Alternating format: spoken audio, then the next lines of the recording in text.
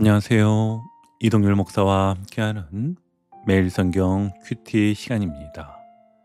오늘 우리가 함께 나눌 본문은 에스라 5장 1절에서 17절 말씀입니다. 우리가 지난 시간에 살펴본 에스라 4장은 이스라엘 백성의 손이 약해지고 마음이 낙심하여 결국 성전 건축이 중단된 이야기였습니다. 처음엔 뜨거웠지요. 고레스 왕의 칙령이 떨어지고 고향으로 귀환이 허락되었을 때 그들은 하나님의 성전 기초를 놓으며 눈물을 흘리며 드디어 하나님께 예배드릴 수 있구나 감격했습니다. 그런데 기쁨은 오래가지 못하였습니다. 주변 사마리아 사람들이 도와주겠다며 접근했지만 그들의 속셈은 달랐기 때문입니다. 결국엔 방해가 시작됐고 거짓 보고가 올라갔으며 페르시아 왕 아하수에로와 아닥사스다 때에 공사가 강제로 중단되어 버렸습니다. 그때부터 약 16년 성전은 그대로 방치되었는데요. 시간이 흐르면서 백성들은 아직 성전을 지을 때가 아니야. 우리가 좀 더 준비되면 하자. 이렇게 말하며 신앙적 핑계로 현실을 덮었습니다. 하지만 하나님의 시계는 멈추지 않았다고 했지요. 하나님은 침묵 속에서도 때를 준비하시고 사람을 준비하셨습니다. 그리고 오늘 본문에서 하나님은 그분의 일을 다시 시작하시기 위해 두 사람을 일으키십니다. 누구였습니까? 네, 바로 선지자 학개와 스가랴입니다. 자, 그럼 우리 이제 본문에 어떤 일이 있었는가를 자세히 보기 위해 세 단락으로 나누어 하나하나 살펴보겠습니다. 첫 단락의 시작인 1절은 이렇게 시작합니다. 우리 함께 1절을 볼게요. 선지자들 곧 선지자 학개와 이또의 손자 스가랴가 이스라엘의 하나님 이름으로 유다와 예루살렘에 거주하는 유다 사람들에게 예언하였더니 이에 스알디엘의 아들 수룹바벨과 요사닥의 아들 예수아가 일어나 예루살렘에 있던 하나님의 성전을 다시 건축하기 시작하며 하나님의 선지자들이 함께 있어 그들을 돕더니 아멘. 성전 공사가 멈춘 지 오래 백성들의 마음은 냉랭해졌습니다. 삶의 중심이 이제 하나님이 아니라 내 집 짓기 먹고 사는 일로 옮겨간 것이지요.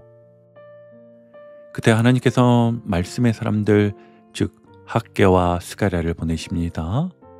이 두 선지자는요, 단순히 미래를 예언하는 사람이 아니라 하나님의 뜻을 현재에 선포하는 사람이었는데요.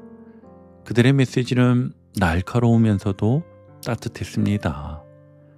먼저 학개는 이렇게 외쳤습니다.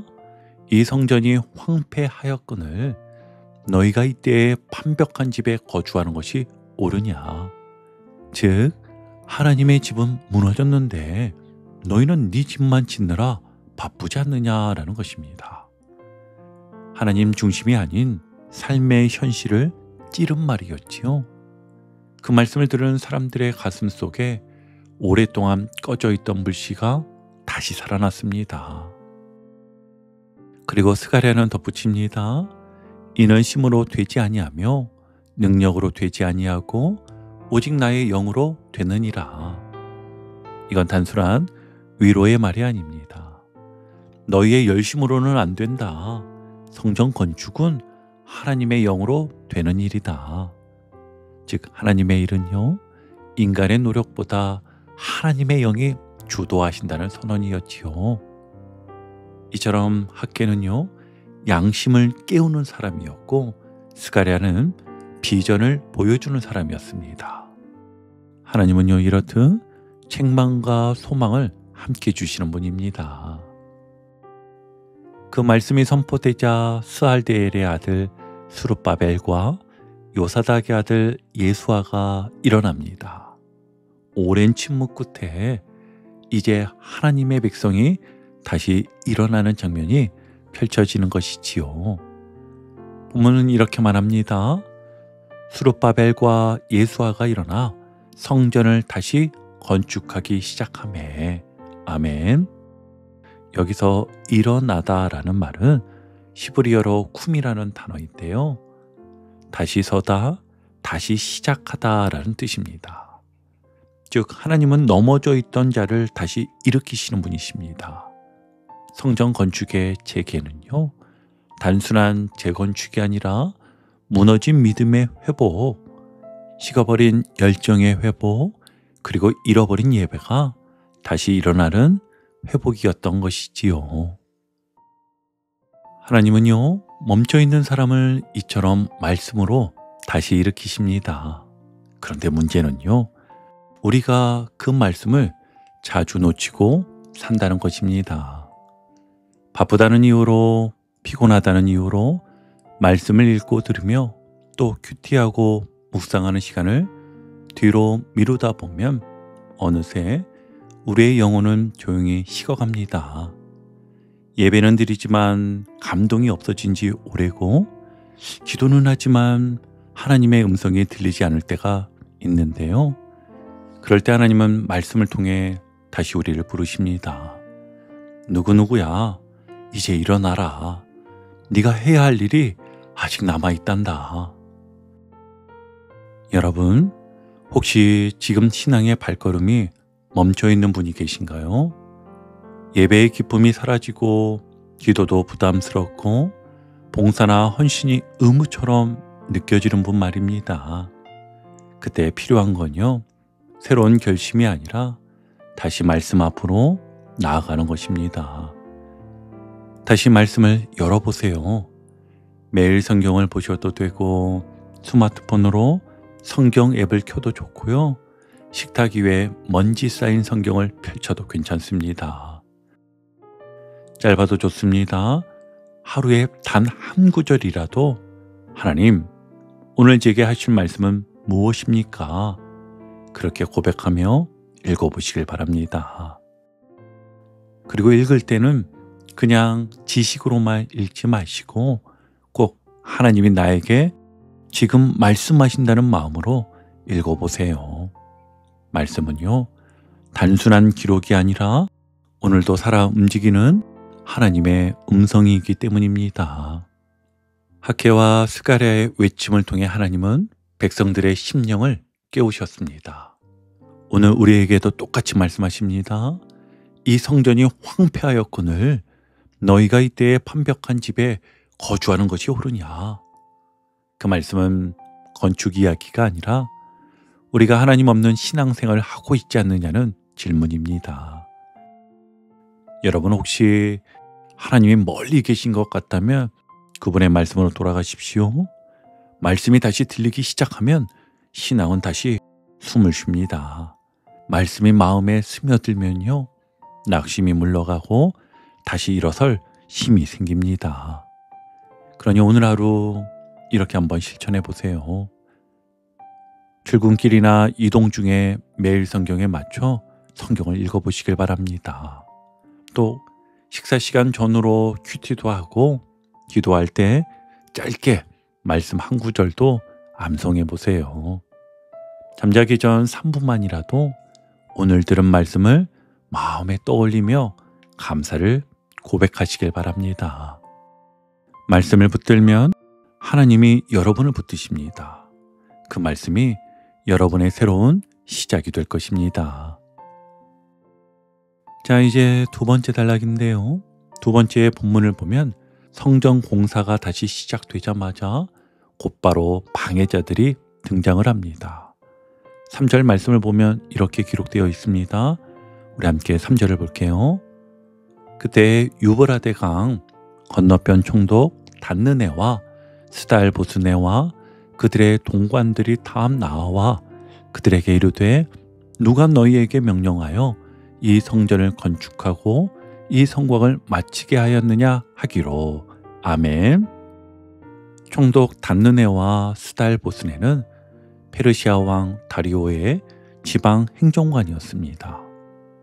그들은 바벨론 이후 새로 세워진 페르시아 행정체계의 눈과 귀였지요. 표면적으로는 단순한 행정 점검처럼 보이지만 지금 이 질문은 이렇게 들립니다. 누가 너희 같은 포로 출신에게 이런 권한을 줬느냐? 누가 너희에게 다시 일어서라고 했느냐? 사실상 이는 위협이었습니다. 하나님의 일이 다시 시작되면 언제나 이런 외부의 저항이 따라옵니다. 빛이 비치면 어둠이 가만히 있지 않지요? 하지만 5절을 보십시오. 이 짧은 한 구절이 오늘 말씀의 중심이 됩니다. 하나님이 유다 장로들을 돌보셨으므로 그들이 능히 공사를 막지 못하고 이 일을 다리오에게 아뢰고 그 답장이 오기를 기다렸더라. 아멘. 얼마나 놀라운 일입니까? 하나님께서 직접 그들을 돌보셨다고 했습니다. 히브리어로 눈여겨보다, 지켜보다라는 의미인데요. 하나님께서 그들의 상황을 계속 주시하시며 보호하셨다는 뜻이지요. 즉 학개와 스가랴의 격려로 다시 일어선 백성을 하나님은 그냥 두지 않으셨습니다. 내가 시작시켰으니 이제 내가 책임지겠다. 하나님의 보호가 그들을 덮었습니다. 그 결과 단느네와 스달보스네는 그들을 체포하지도 공사를 중단시키지도 못했습니다. 단지 다리오 왕에게 보고만 하고 기다렸지요. 이것이 바로 하나님의 일하심입니다. 하나님이 돌보시면요, 그 누구도 막을 수 없습니다. 우리의 현실 속에서도 하나님은 지금도 이렇게 일하고 계십니다. 여러분, 하나님의 일을 하다 보면요, 방해가 꼭 옵니다. 누군가의 오해일 수도 있고 경제적 어려움일 수도 있고 때로는 내 마음 안에 두려움일 수도 있습니다. 그럴 때 우리는 종종 이렇게 말하지요. 아직 하나님의 때가 아닌가 봐요. 조금 있다가 해야겠어요. 그런데 오늘 본문은 우리에게 분명히 말합니다. 하나님이 유다 장로들을 돌보셨으므로 그들이 능히 공사를 막지 못하였다. 하나님이 돌보신다면 우리는 멈출 이유가 없습니다. 여러분 혹시 지금 어떤 일을 멈춰버린 상태입니까? 기도를 멈추었나요? 혹 용서를 멈추었나요? 사역을 멈추었나요? 하나님이 여러분을 돌보십니다. 눈을 들어 믿음으로 다시 바라보세요. 그분이 지금도 여러분의 손길을 보고 계십니다. 여러분이 포기하지 않도록 지켜보고 계십니다. 현실에 아무리 흔들려도 사람이 무엇라 해도 하나님이 돌보신다면 충분한 것입니다. 오늘 하루 이렇게 기도해 보세요. 하나님, 제가 멈추지 않게 하소서. 제게 맡기신 일을 다시 시작하게 하옵소서. 누가 막을 수 없는 주님의 손길로 저를 덮어 주소서. 그렇게 기도하며 다시 일어서면 하나님께서 여러분의 발걸음에 길을 내어주실 겁니다. 방해가 끝이 아니라 하나님이 일하시는 시작입니다. 자, 이제 마지막 세 번째 단락인데요. 여러분 이제 본문 후반부로 가면 총독 단느네와 스달보스네가 예루살렘 현장의 상황을 다리오 왕에게 보고하는 장면이 나옵니다. 6절 말씀부터 이렇게 기록되어 있습니다. 우리 6절 한번 볼게요. 유브라데 강 건너편 총독 단느네와 스달보스네와 그들의 동관인 유브라데 강 건너편 아바삭 사람이 다리오 왕에게 올린 글의 초본은 이러하니라. 아멘. 그들의 공사 현장을 직접 보고는 이렇게 보고합니다. 8절이지요. 우리가 유다도에 가서 지극히 크신 하나님의 성전에 나아가 본즉 성전을 큰 돌로 세우며 벽에 나무를 얹고 부지런히 일함으로 공사가 그 손에서 형통하옵기에. 아멘. 놀랍게도요, 그들의 보고에는 비난이 없었습니다.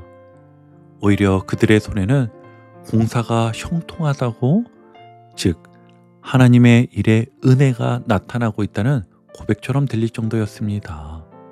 하나님께서 대적의 입술까지 사용하셔서 그분의 일을 증거하게 하신 것이지요.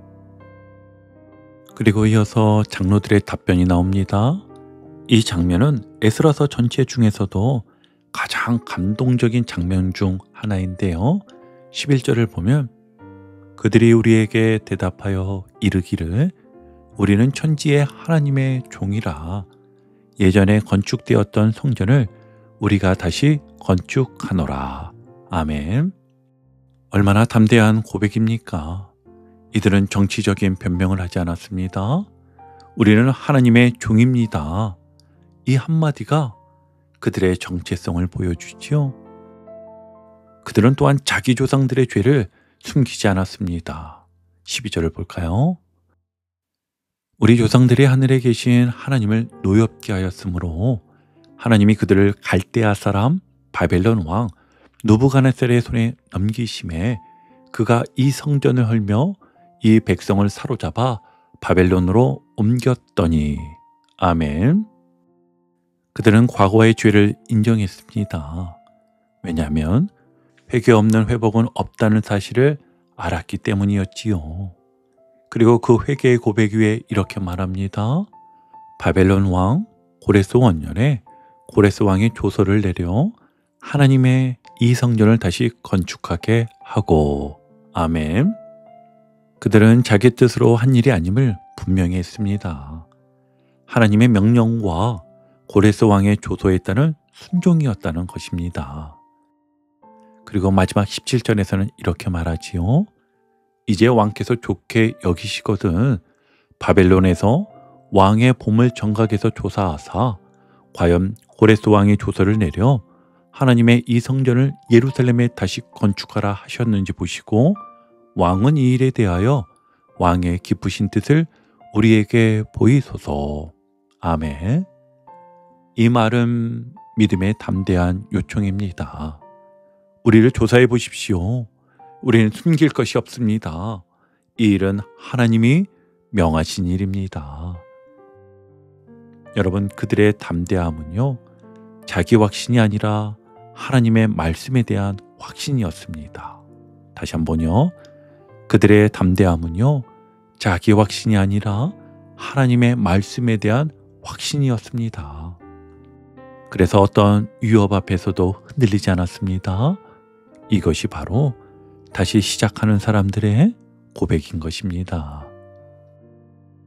여러분, 하나님의 사람은 결과보다 말씀의 근거로 사는 사람입니다. 눈앞의 성공이 아니라 하나님이 말씀하신 근거 있는 믿음 위에 서야 합니다. 이스라엘 장로들이 다리오 왕 앞에서 이렇게 고백할 수 있었던 이유도 고레스 왕의 조서라는 하나님의 약속의 근거가 있었기 때문이었지요. 우리도 마찬가지입니다. 세상이 흔들리고 사람들이 의심할 때 우리가 붙들어야 할 것은 하나님의 약속입니다. 말씀을 근거로 다시 일어서면 하나님은 그 믿음을 통해 일하십니다. 현실은 여전히 막막할 수 있습니다.